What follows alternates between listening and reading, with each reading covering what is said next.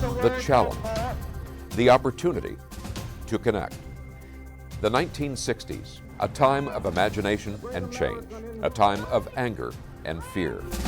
The 1960s, a program called Challenge. Good evening, ladies and gentlemen. Looked at our connections, our divisions, through the lens of faith.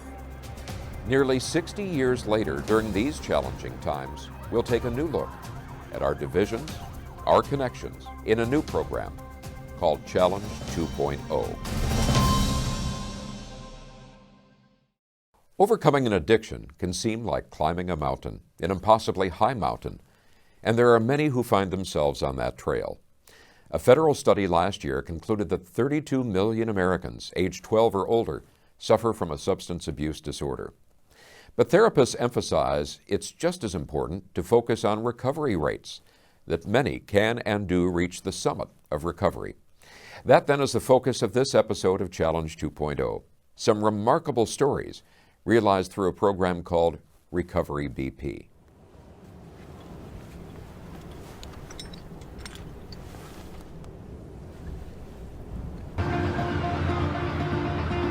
I would just be driving around for days, drinking and smoking crack.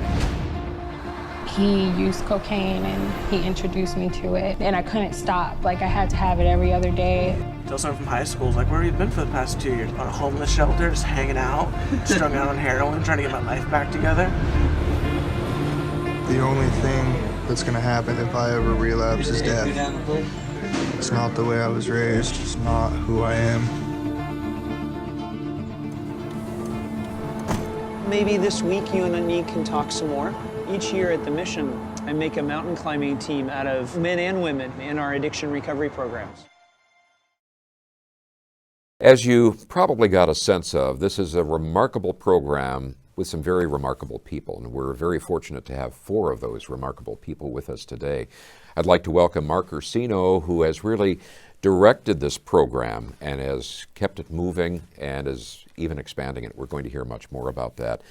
Dawn Brown, Scott Sowle, and Shadow Behrends, you've each participated in this program and have some marvelous stories as well. So I would thank each of you for being a part of this program today. As we watched that initial clip going into this, we had a sense that there was this conversation, this invitation to participate in a program that offered the opportunity to move from a difficult past to a difficult challenge, but to a more promising future. Looking back at when you first enrolled in this program or agreed to participate, can you give us a brief sense of where you were at that point personally? Whichever one of you would like to begin. Yeah, I can go. So when I first had entered the program and met the guys and was introduced to Recovery Beyond, there was definitely a sense of just craving that I had, because I was coming off drugs, hopeless and broken, and a lot of relationships and community that I had robbed myself of just because of drugs and alcohol. And as soon as I saw the video, as soon as they had introduced the program, I was super excited at the opportunity. Just have a community again, and not even knowing exactly what that would look like, just the adventure part of it that I was extremely excited about. Scott or Dawn? And it gave me a sense of direction, it gave me a community to relate with, and it gave me a challenge. I was also going through Hep C treatment at that time, and that was the old school Hep C treatment, which meant I was sick all the time. So it was a real battle, but it gave me an understanding that my teammates were always there for me, that they were teaching me how to be part of a team and not take this all on our own, you know. And that's part of life today, is always making sure that we have a team with us. Yeah. Excuse me, I was at Hope Place due to drugs and alcohol, homeless, and just full of guilt and shame at where it ended up. And for the first year, they included women, and I wasn't one of the ones they asked. And I just felt like I really wanted to be a part of it. When I had been drinking, I had always thought about, since I came out here, hiking. and that's something I would like to get into. And so when it came up, I went and asked if I could be a part of it, and they said yes. And Scott, you in particular mentioned that you were in that first group, and there was a remarkable individual that had this inspiration. We're just going to take a moment and get a sense of that and how it led to where we're talking about the subject right now. So we'll just take a quick look at that. Earliest memories of childhood, I can remember being depressed. I choose joy. I've gone through getting sober before, and it always leads to the same thing, so why should I try again? Mike Johnson came up and mentioned that they were getting the climbing team together. So I said, that's it, I'm climbing. You just feel so different from everybody else. So I've just never done anything like this and never thought I could. Using drugs is only part of the problem. There's obviously something going on internally with me. I need a change, a real change. And I've never found myself able to give up on anybody because I believe in change, because I saw it. That's the summit up there. You can do this. And if you do, you will never be the same. Do I think I'm going to make it to the summit of Mount Rainier? Yes, without a doubt. I will make it. I'm a fighter, I don't give up. This climbing thing, it gives them a chance to write a new story, a story of success, a story of hard work, the chance to be a part of a team. You're starting to look in the mirror and like the guy that's looking back. This is the hardest thing I have ever done. There was a reason why you went to a year-long treatment program to begin with. Sometimes we just forget how screwed up we really were. We're having a funeral this weekend for a guy who relapsed on heroin and died. It's one way. It's up the mountain or it's down into the grave. To me, it's just another obstacle. I'm not afraid. So once you signed up, once you were on the list, once you'd made that commitment, what went through your heads?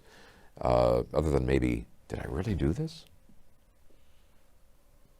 I think for me, thoughts that were going through my head were probably exactly that. You know, what did I get myself into? And then also, just like everybody else, I had my insecurities, I had my doubts. To be honest, like as much as I wanted to climb mountains, I really just wanted to stay sober. And, but it was just gradual.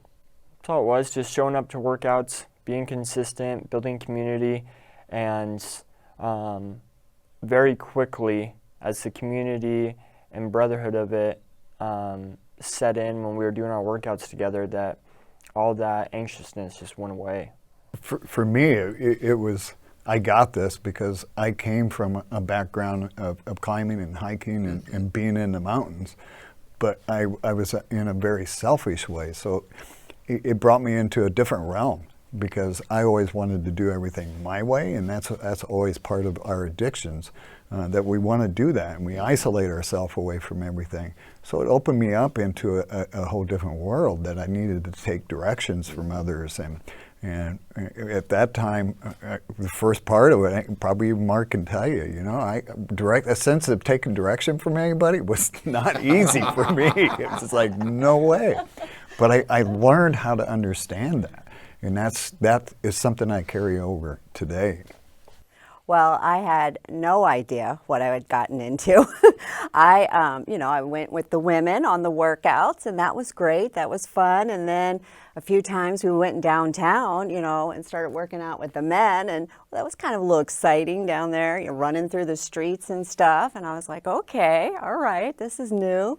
And but when we saw the video, when we all sat down together and Mike showed us the video the first time, I was like, oh my God, there's going to be snow. I had no idea. Now, Mark, you came into this program as a very experienced mountaineer, climbing on, I think, all of the continents, yes. And you agreed to assist with this. What drew you to this program? Well, I'd been a long-time donor to the UGM, so I was familiar with them and their work, and Mike Johnson, who had the idea, had never climbed a mountain before. And just walk up and climb Mount Rainier. A lot of people think you can, but that doesn't work that way. And so my donation person called me up and said, Mike's starting this program, but he's never climbed a mountain. Would you assist? And my philosophy has always been that I've been very blessed in my life. And the way to show my gratitude for the things I've been given is to share those. And one of the things that I'm very grateful for is that my opportunity to go all over the world and climb mountains. And so it was just natural for me to say, sure, I'd be, if this guy Mike isn't too crazy, I'd be glad to help out. And evidently you found out that was not the case. He'll undoubtedly be watching this. You got to be careful on what you say. Give us a little sense of how the program proceeded. Somebody signed up, there was some initial conditioning, but can you tell us how you designed this to move forth from that then, Mark? Well, what we knew is I knew that there were a lot of techniques and ways of climbing and walking that will make a difference as to whether or not somebody's going to be successful. And what we wanted to do is layer it. So like about every 3 weeks, we'd take the people out on a hike, and we'd have a particular aim in mind in terms of what you were supposed to learn on that particular hike. So we built the thing up in layers, and after the first 2 years, we realized that all this climbing and hiking and stuff was great, but the emphasis needed to shift from summiting to just team.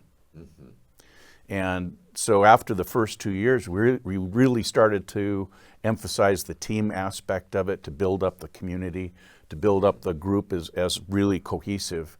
And like I would tell them at our pre-climb dinner before going on Mount Rainier for the last time, I'd tell them, you've already got the sundae.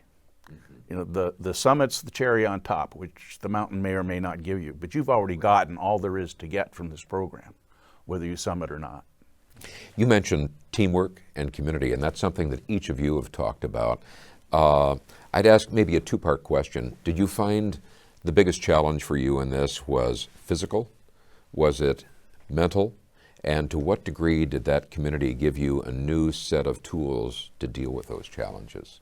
It was definitely mentally. I was pretty excited to do the workouts, excited to get back into shape. I hadn't let my body go too much. My biggest thing was just trying to be consistent. Once my mind was made up that, hey, I'm doing this, I definitely did not want to be the anchor. I didn't want to be the extra weight. The aspect of community really helped the mental part because of just coming alongside of people and even just with our hikes, I noticed that, hey, this is actually a little bit easier for me than it is for other people. Or even if it was challenging, not showing it during our hikes and just encouraging other people. Like, you got this. Like, oh, this is easy for you. It's like, no, it's not necessarily easy for me. I'm just pushing through and choosing to focus on you. Because there's so many aspects of life where if you get too focused on things, you can't see what's going on and all the other blessings and other areas of need. And with myself, I needed to find out who Scott really was. And this was that opportunity to understand that I could really be Scott, because all those years prior during addiction, I was always imitating who I wanted to be rather than being that comfortable person. So this gave me an opportunity to actually see some of that and allow the others to speak into my life and say, this is what we're seeing, and those are the things that when we learn those, life goes on a lot better. And for me too, I can see that. And also I can see how in my mind, the problem, even my addiction, drugs and alcohol, the problem always started in my mind before I actually picked up the first drug or alcohol. And one of the things I really pulled out of it, and I have always isolated too, and especially at the end of my addiction, so being around people was like, wow. And but to have men in particular encouraging me and supporting me to keep going, and you can do this, and not want anything in return. It was just like, I did not want to let go of this for anything. It just became a drive. Mark, from the perspective of designing this program and leading it, how does that resonate with what you're doing and what you've done and the other people involved in that are consciously trying to give as an experience with this program? Well, one of the things I should point out is that when we're on our training hikes, it's not just the folks from the missions that are on the training hikes. We have a whole community of supporters that come out to hike with them. And so it really does give you a community on trail, and it allows them to see that, you know, the mountain doesn't care who you are. It treats everybody the same way. And it gives you a pretty good way of measuring yourself against what, you know, the normal people. You know, there's what Mike noticed in first coming up with the idea for the program is that the folks that were addicted had this us versus them mentality. There's us guys and then there's normal people.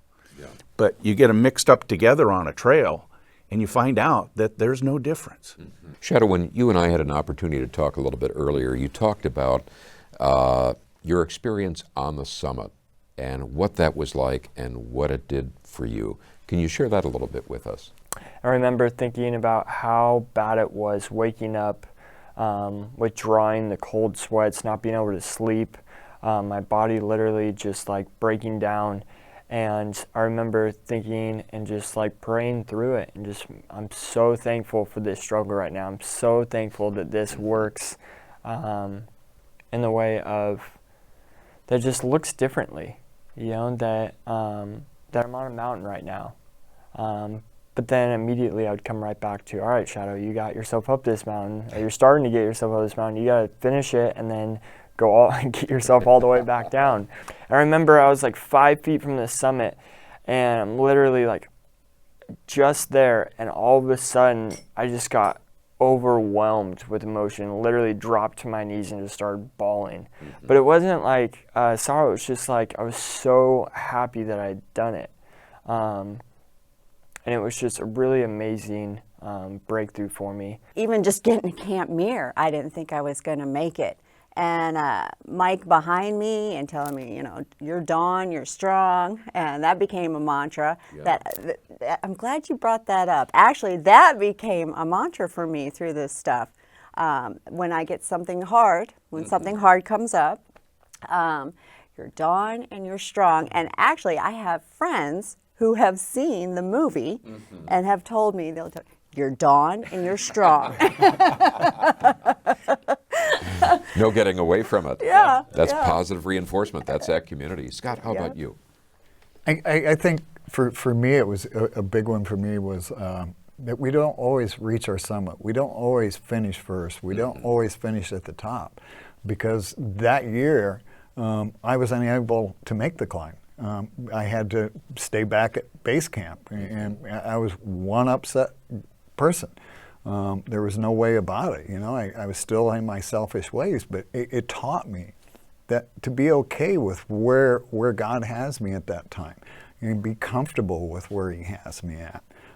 That I don't need to finish first all the time. That I don't need to make that summit, because each one of us have a different summit that He has prepared for us. And that was my biggest lesson, and it's a huge lesson that I have carried on ever since that moment.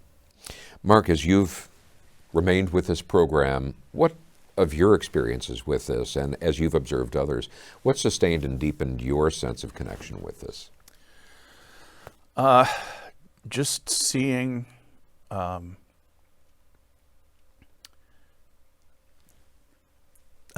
the opportunity to see something that I love through the eyes of people who are experiencing it the first time, and for whom it's life-changing.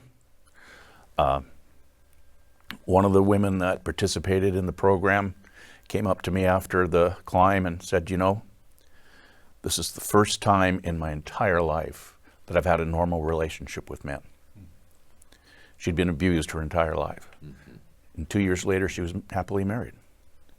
So I'd follow that by saying to Dawn and Scott and Shadow, if you had the opportunity to, say, the 13, 16, 18-year-old version of yourself out in the audience, or their parents, to share a lesson or an observation that you think might be useful for them, what would you tell them? For me, when I was 18, I never really got into sports. I just immediately gravitated towards the kind of friends that would easily accept you in. And a lot of the time, those are kids that are experimenting with drugs and alcohol, that are the last ones to admit that they're actually insecure and they're afraid, and that's okay.